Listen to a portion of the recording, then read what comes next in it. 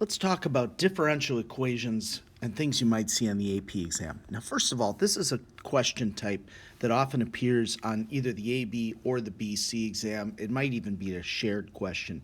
But there are a couple of things on this question that I wrote that would only appear on the BC exam. So just to let you know, C, where Euler's method is mentioned, and then E, talking about a Taylor polynomial. Those would only be BC questions. So if you're an AB student, you could just skip over those two parts.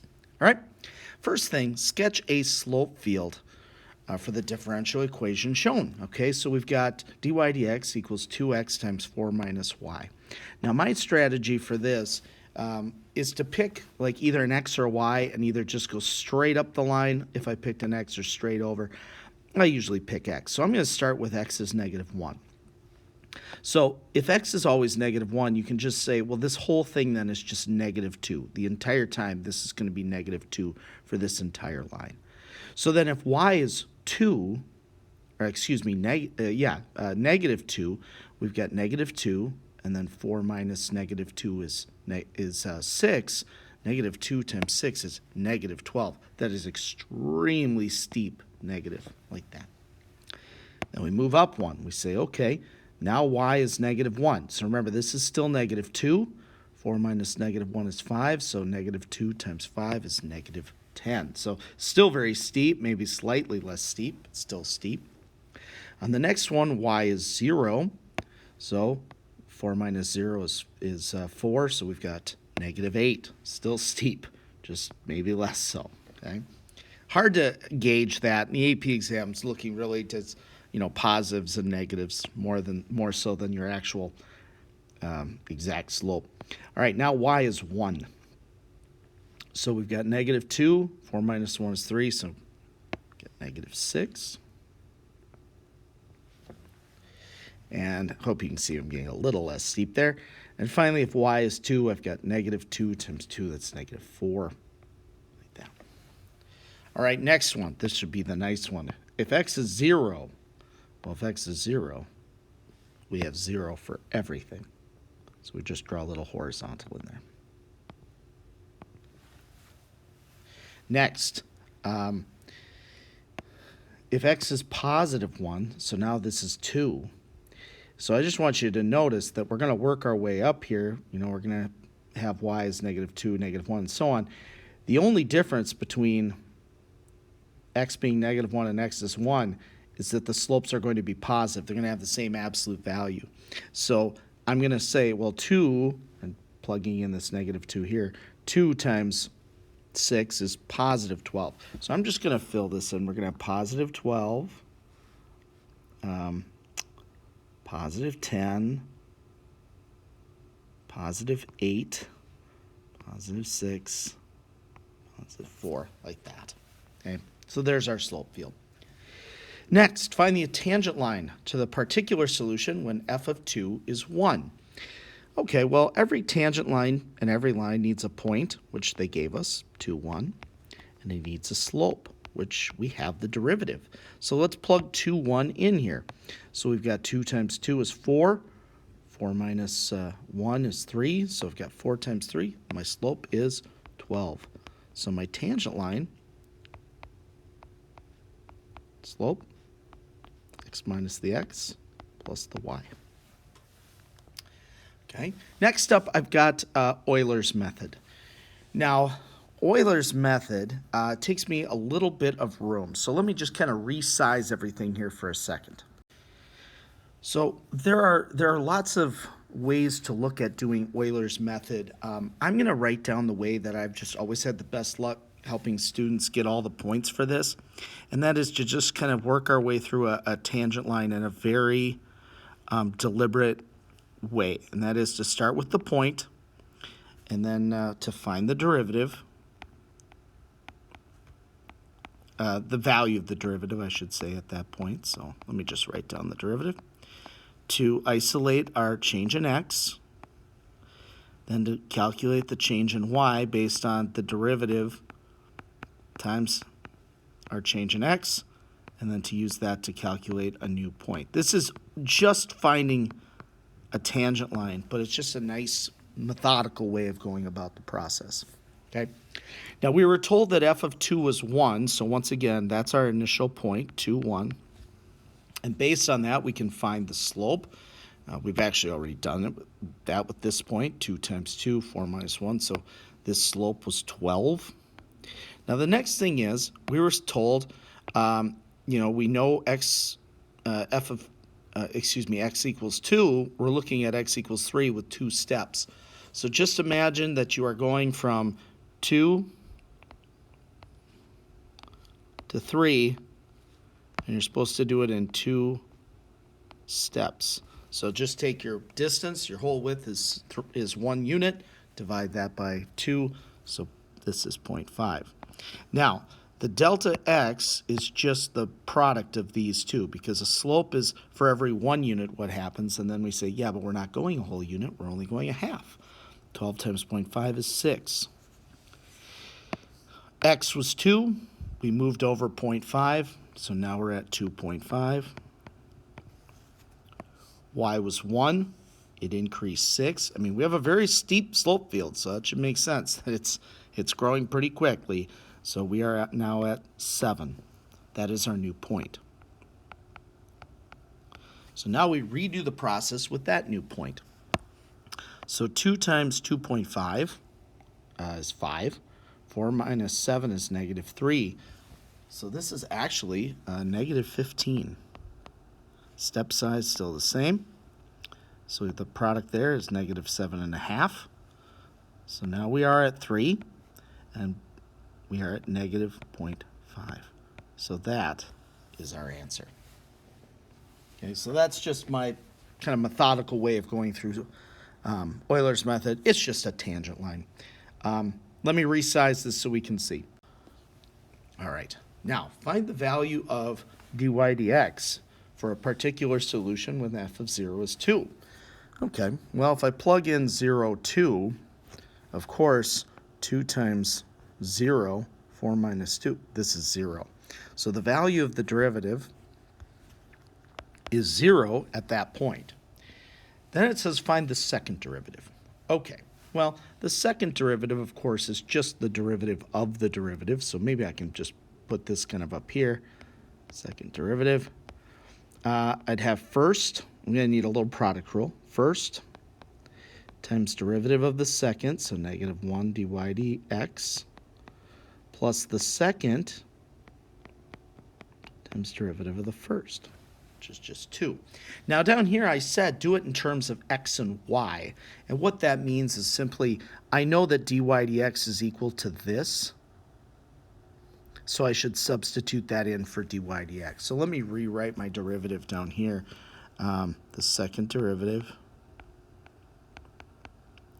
is equal to 2x. I'm going to put the negative 1 out front here, times dy dx, so 2x 4 minus y plus 2 times 4 minus y. So there's your second derivative with x's and y's rather than dy dx. Now, I'm going to plug in 0, 2 for this, and of course what you see is this whole thing is 0, because it's 2 times 0, 2 times, this whole thing is 0. And then this piece right here, we've got 4 minus the y value, so 4 minus 2 is 2. 2 times 2 is 4. So the value of the second derivative at that point is 4. So we should say, like, evaluated at the point, 0, 2, is 4.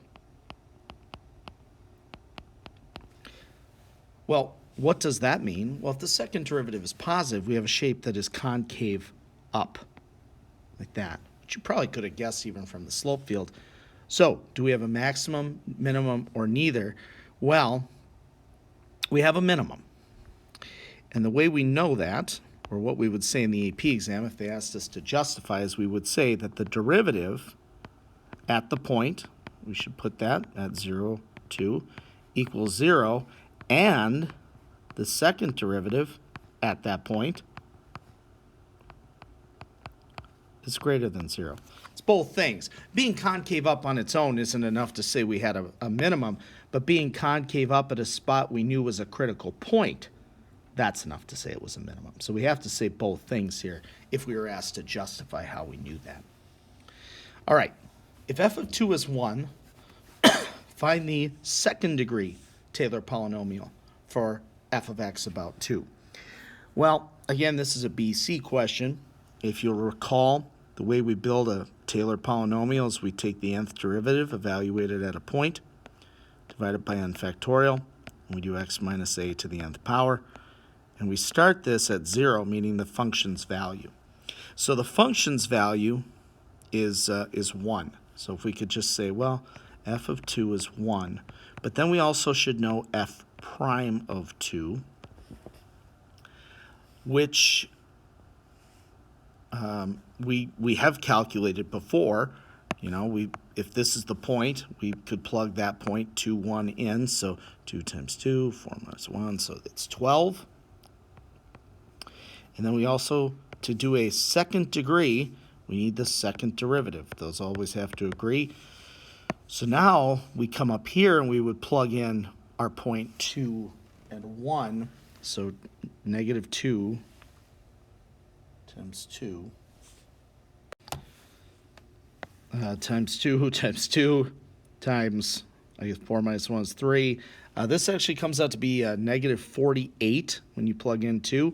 And then 4 minus 1 is 3, so 2 times 3 is 6. So negative 48 plus 6 is negative 42. So again, just plugging that in.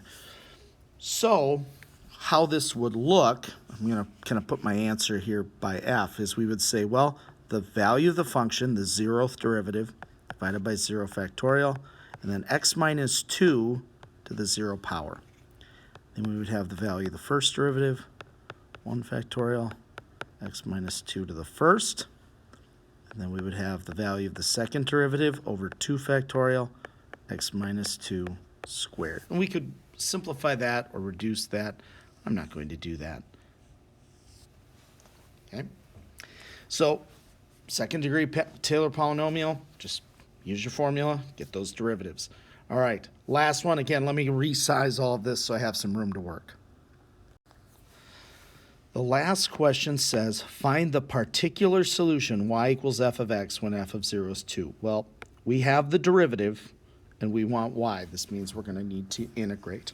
Now, the minute our derivative, dy, has a y in the derivative, this means it's a separable differential equation. Here's how I would do this.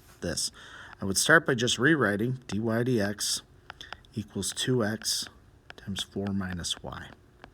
Then I always begin by multiplying the dx, multiplying both sides by dx. And then I divide both sides by 4 minus y. Now the y's are all on the left side, the x's are all on the right. So we've separated. Now, once you've separated, you have to integrate.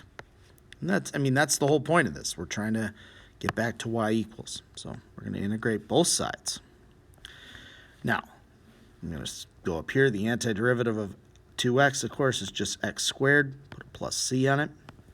The antiderivative of 1 over 4 minus y, do not forget, if you kind of think substitution here, we need a negative. So the antiderivative is going to be natural log, but it's going to be negative natural log of 4 minus y. Okay. Now, I like to solve for the constant right here. They told me in this problem that f of 0 was 2. So I like to just right away solve that. I'm just going to kind of go off to the side here and do that. If x is 0, so 0 squared plus c, y is 2, so negative natural log of 4 minus 2. Well, okay, that just means that the constant equals the negative natural log of 2. I'm putting that in right now. I'm going to say negative natural log of 4 minus y is equal to x squared minus the natural log of 2. Put your constant in. Solve for it right away. Now we just got to solve for y, because it said find the y equals equation. I'm going to multiply both sides by a -1. I'm going to take e to both sides. So I've got 4 minus y equals e to the -x squared plus natural log of 2. I'm going to leave it just like that for a second. Okay? I'm going to subtract 4 from both sides. And then I'm going to multiply everything by a -1. Like that. This answer is completely acceptable on the AP exam. Okay? You could leave it just like this. If this bugs you, that it's got that natural log of 2, I understand. So let me rewrite it up just up here where I have a little room. Let's say I wrote 4. I'm going to put the positive one first, so e to the -x squared plus the natural log of 2. This could be rewritten as e to the -x squared times e to the natural log of 2, because when you have the exponents, you're multiplying and you can add the exponents with that common base. Well, e to the natural log of 2 is just 2, so you could write it like that. And of course, that's a nicer looking answer, but you certainly would not need to simplify it that far. If this video helped you, please like and subscribe for more calculus content. I have an entire playlist for both Calc AB and BC.